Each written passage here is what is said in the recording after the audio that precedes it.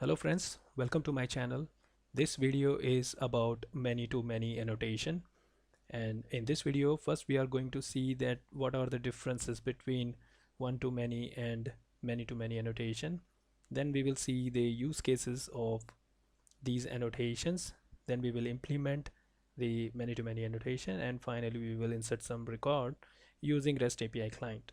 And I am going to use Postman for this video.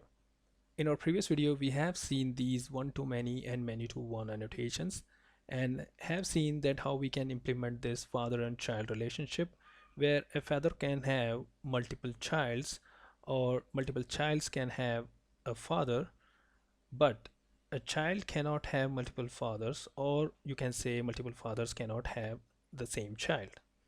And we have created these two tables, which is cities and countries, and we made some entries where a city can have a country as its parent, but a city cannot have multiple countries as parents, right? Now, unlike one-to-many or many-to-one annotations, many-to-many annotation has different purpose. For example, if you want to show the relationship between a child and uncles, you can use this kind of relationship where a child can have multiple uncles, or you can say multiple uncles can have the same child, which is different from this scenario.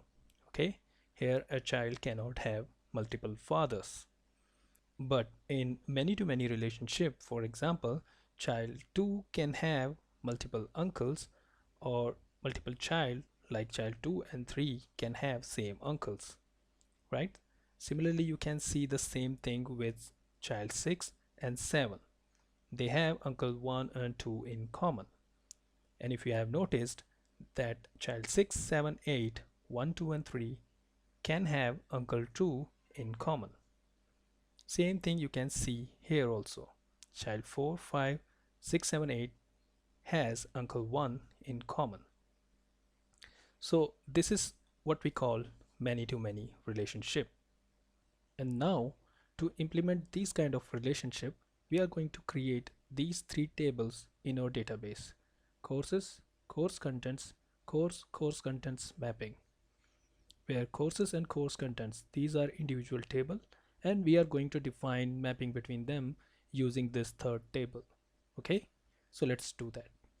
Back to database, right click, create table, courses, columns, add course id, integer, not null primary key, constraints, identity, and yes, in new version of PostgreSQL you will find this option. This option you can use to auto generate the value for your primary key field, right? Increment by 1, start from 1, and minimum value 1. Okay, and next column is course name 50, not null. Save. Now course contents,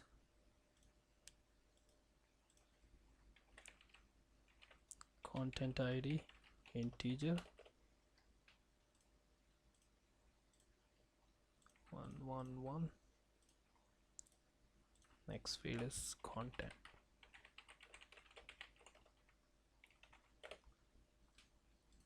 Save it. Now the mapping table, course contents,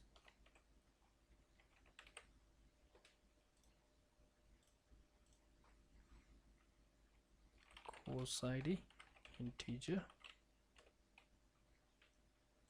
and content id. Let's create constraint, foreign key constraint.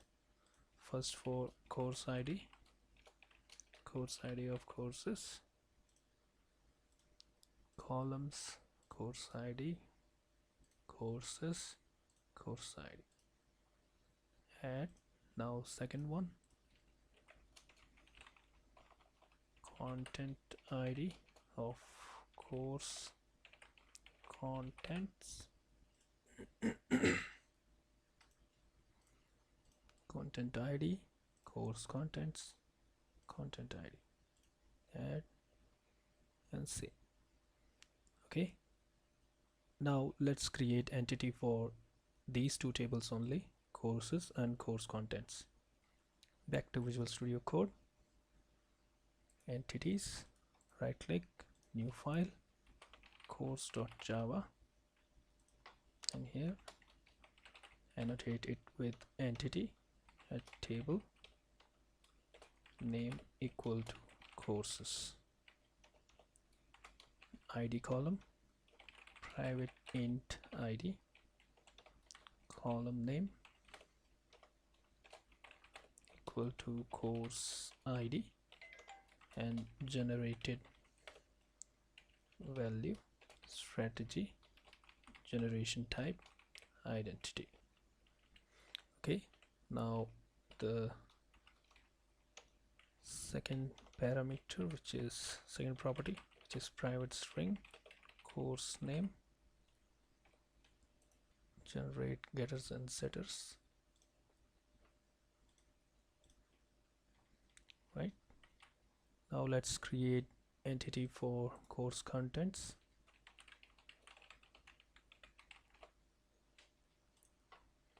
Again, entity table name equal to course contents, id private int id, column name equal to content id, and generated value strategy generation type dot identity. Right, now next property is private string content. Now let's generate getters and setters. Okay, now we have created entities for our tables. We don't need to create any entity for the mapping table. Okay, in this kind of relationship, both the entities are individual, none of them are parent or none of them are child, but still we need to consider one of them as parent, and we need to define the mapping according to that. So let's do that. I'm going to treat course.java as parent and going to define the relationship between course and course content according to that. Okay, so let's create a property for child, which is set of course contents, right, annotate it with many to many.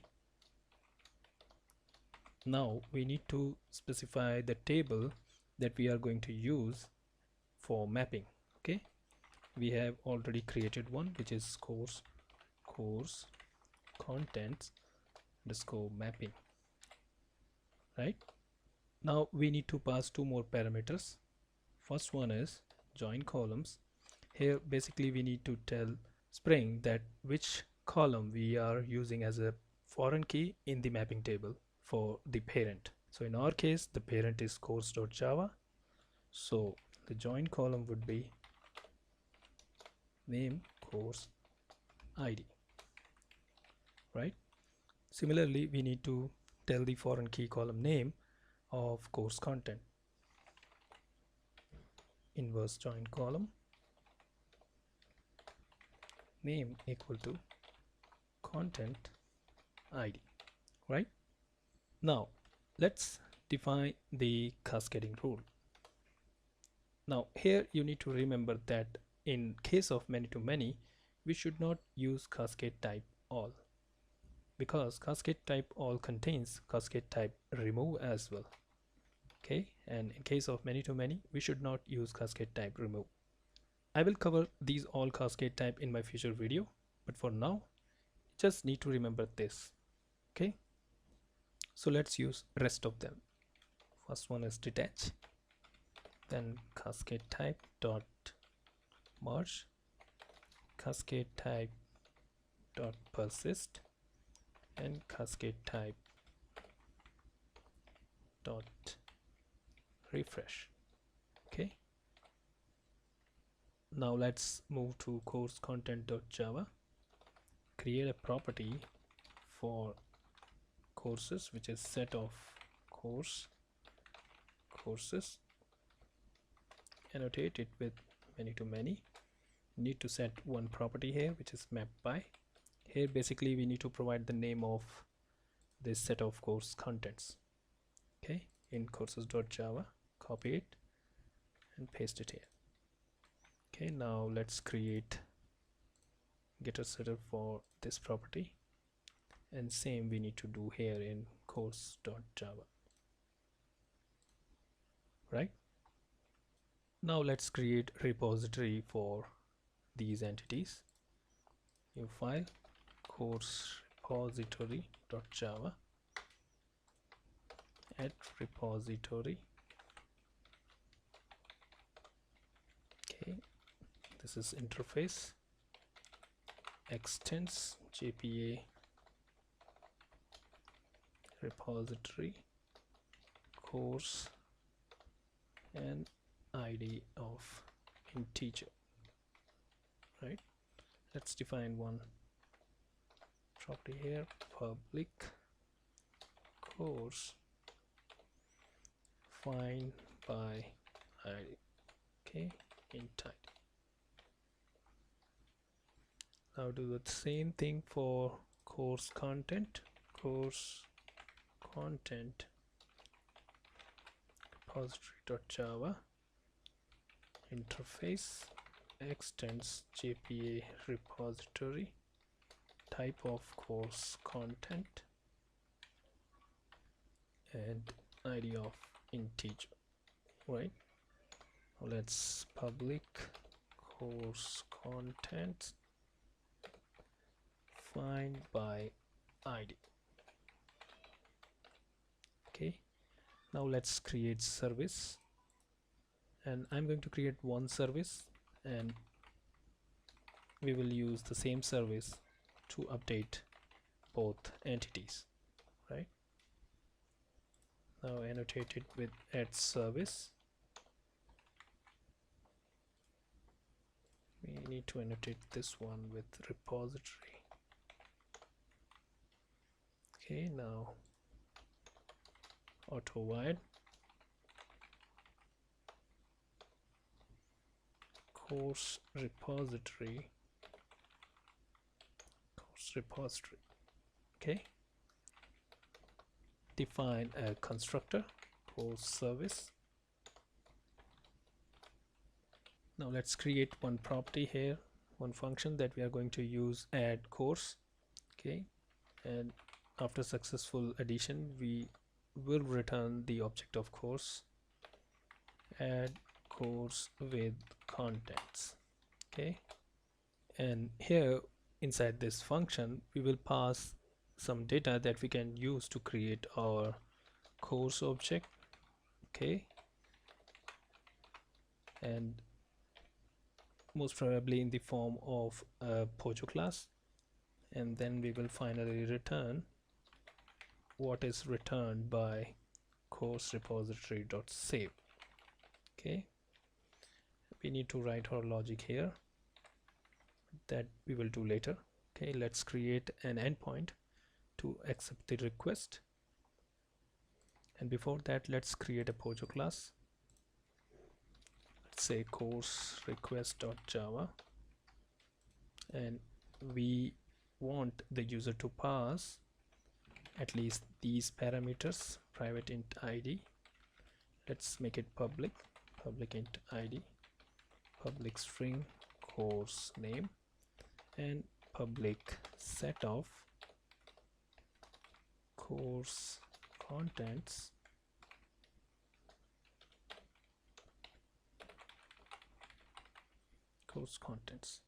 Right, now let's create an endpoint to accept the request from the user. Post mapping, add course, and public, we will return the object of course, add course, and here in request body we are expecting user to pass the object of course request. Right, here we need to access this function of course service, so we need to auto wire the course service here. Now using this object, let's call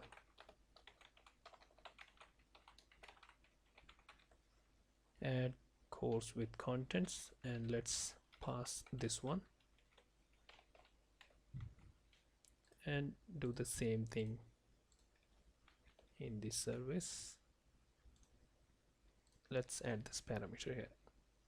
Right, now let's initialize the properties of this course object by calling its setters course request.id course dot set course name course request dot course name and course dot set course contents. Now here you need to remember one thing, that this object course request object does not have the initialization for this particular property of course content. Okay, so we need to do it explicitly. So let's see how we can do that. Course request dot course contents, okay, dot stream.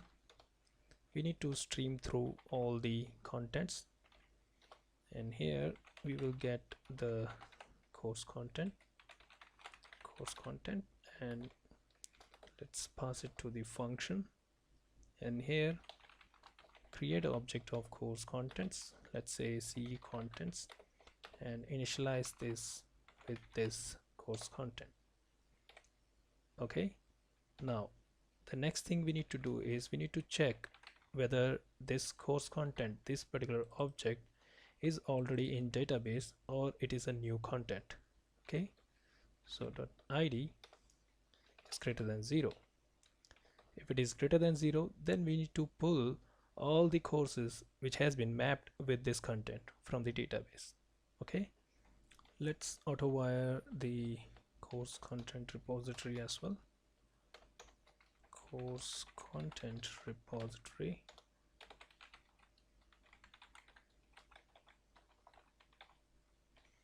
right, C contents equal to course content repo dot find by id, and let's say C contents dot get id. Okay, we will get the course content, and now let's fetch all the courses and add this course. Okay, so now we are getting all the courses which has been already mapped with this content, and then we are adding the newly created course. Fine, but what if the get id is equal to 0? In that case it will return null and this will fail. Okay, so let's handle this. So one way that we can handle this is new hash set, right? Same thing we need to do here also, new hash set. Okay, and let's make this whole thing more cheaper, because when we fetch this content from the database, it also fetches these courses along with it. Okay, so we don't need to call it again because it will issue another SQL query to our database. So what we can do is we can add one more property here, which is public, let's say void add course, and here we will pass the object of course, and inside this dot courses dot add course.